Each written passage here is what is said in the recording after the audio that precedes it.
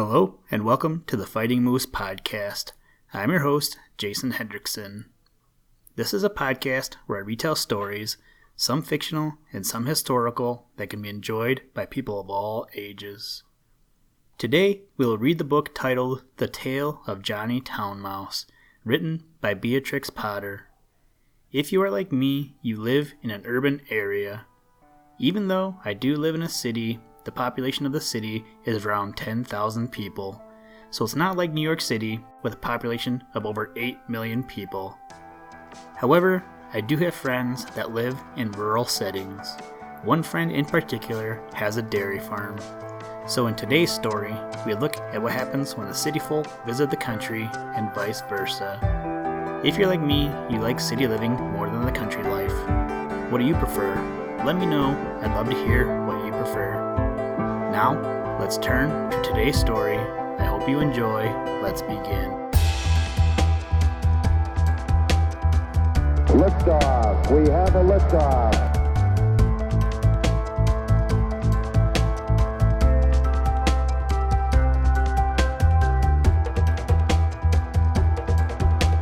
We choose to go to the moon in this decade and do the other things, not because they are easy, but because they are hard.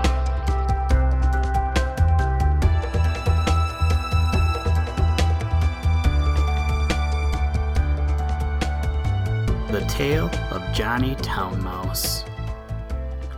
Johnny Town Mouse was born in a cupboard. Timmy Willie was born in a garden. Timmy Willie was a little country mouse who went to town by mistake in a hamper. The gardener sent vegetables to town once a week by carrier. He packed them in a big hamper. The gardener left the hamper by the garden gate so that the carrier could pick it up when he passed. Timmy Willie crept in through a hole in the wicker work, and after eating some peas, Timmy Willie fell fast asleep.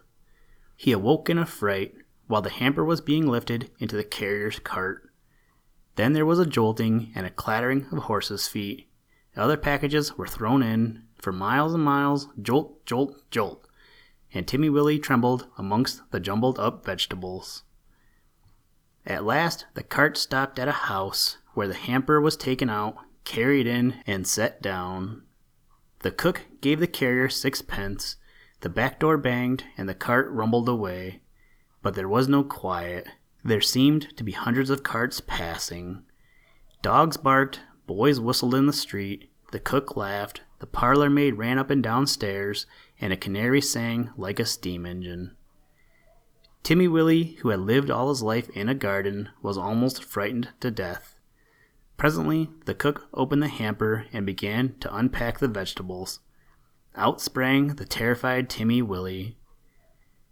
Up jumped the cook on a chair, exclaiming, "A mouse! A mouse! Call the cat! Fetch me the poker, Sarah!" Timmy Willie did not wait for Sarah with the poker. He rushed along the skirting board till he came to a little hole, and in he popped. He dropped half a foot and crashed into the middle of a mouse dinner party, breaking 3 glasses. "Who in the world is this?" inquired Johnny Town Mouse. But after the first exclamation of surprise, he instantly recovered his manners. With the utmost politeness, he introduced Timmy Willie to 9 other mice, all with long tails and white neckties. Timmy Willie's own tail was insignificant. Johnny Town Mouse and his friends noticed it, but they were too well bred to make personal remarks. Only one of them asked Timmy Willie if he had ever been in a trap. The dinner was of 8 courses, not much of anything, but truly elegant. All the dishes were unknown to Timmy Willie, who would have been a little afraid of tasting them, only he was very hungry and very anxious to behave with company manners. The continual noise upstairs made him so nervous that he dropped a plate. "Never mind, they don't belong to us," said Johnny. "Why don't those youngsters come back with the dessert?" It should be explained that 2 young mice, who were waiting on the others, went skirmishing upstairs to the kitchen between courses. Several times they had come tumbling in, squeaking and laughing.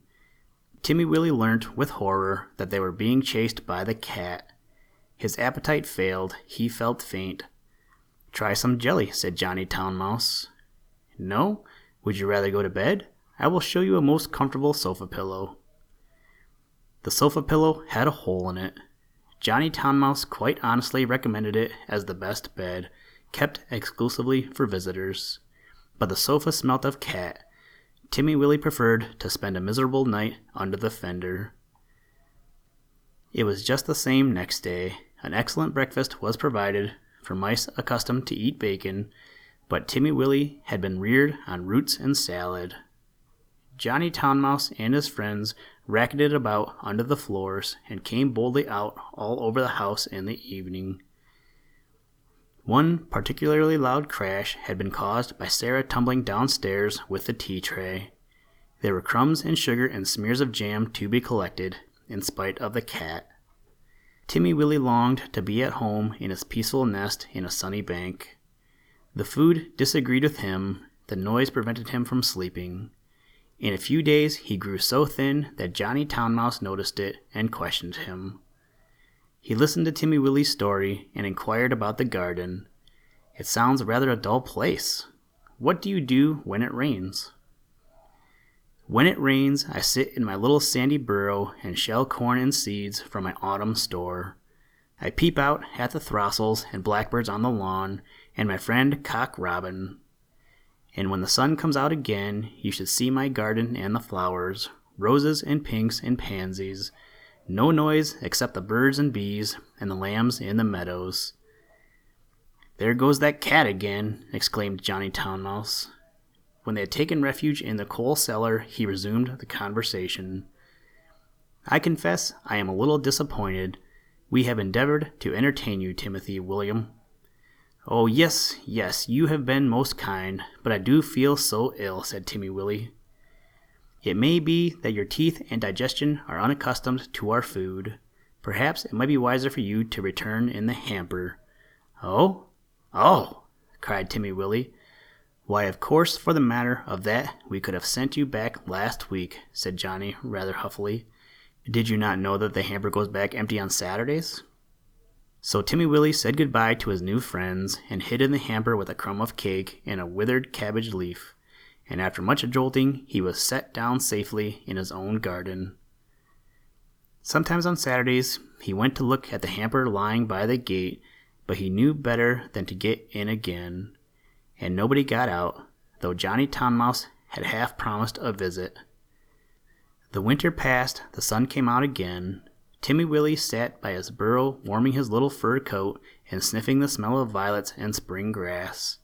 He had nearly forgotten his visit to town. When up the sandy path, all spick and span, with a brown leather bag, came Johnny Town Mouse. Timmy Willie received him with open arms. You have come at the best of all the year.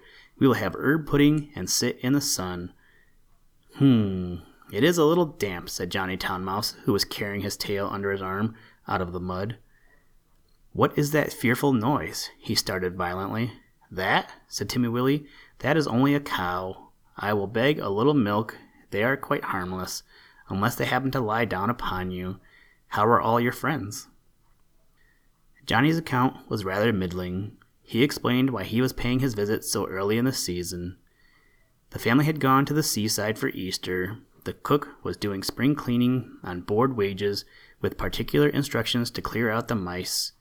There were 4 kittens, and the cat had killed the canary. They say we did it, but I know better, said Johnny Town Mouse. Whatever is that fearful racket? That is only the lawnmower. I will fetch some of the grass clippings presently to make your bed. I am sure you had better settle in the country, Johnny. We shall see by Tuesday week. The hamper is stopped while they are at the seaside. I am sure you will never want to live in town again, said Timmy Willie. But he did. He went back in the very next hamper of vegetables. He said it was too quiet. One place suits one person, another suits another person. For my part, I prefer to live in the country, like Timmy Willie. Houston, Tranquility Base here. The Eagle has landed.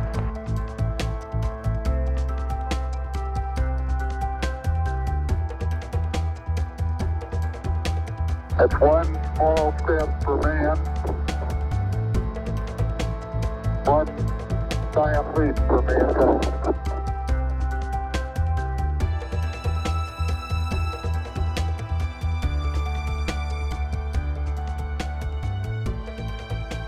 Thank you for listening to this episode of the Fighting Moose podcast. Please join us next time as we read another exciting story. Today's music was provided by the artist Analog by Nature, and the audio clips were provided from NASA. For more information to download and or listen to audio or materials from all our recordings, or to contact us, please visit www.thefightingmoose.com, or you can follow the links in the show notes. And as always, try and do a random act of kindness every day. Mission complete, Houston.